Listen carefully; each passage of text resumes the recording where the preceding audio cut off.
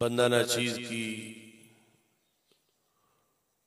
رمضان المبارک کے ساتھ ساتھ آمد رمضان کے ساتھ یہ بھی خوشی ہے کہ انشاءاللہ مجھے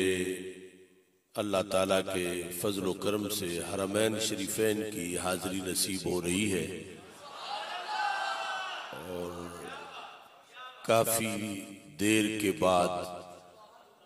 عمرہ کی ادائیگی کے لیے اور روضہ رسول صلی اللہ علیہ وسلم کی حاضری کے لیے چند دنوں کے بعد انشاءاللہ بندہ ناچیز عازم سفر ہوگا۔ تو آپ دعا کریں کہ یہ سفر قدم قدم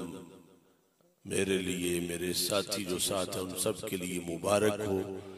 اور اللہ آپ سارے حضرات کو بھی بار بار اس مقدس سفر کی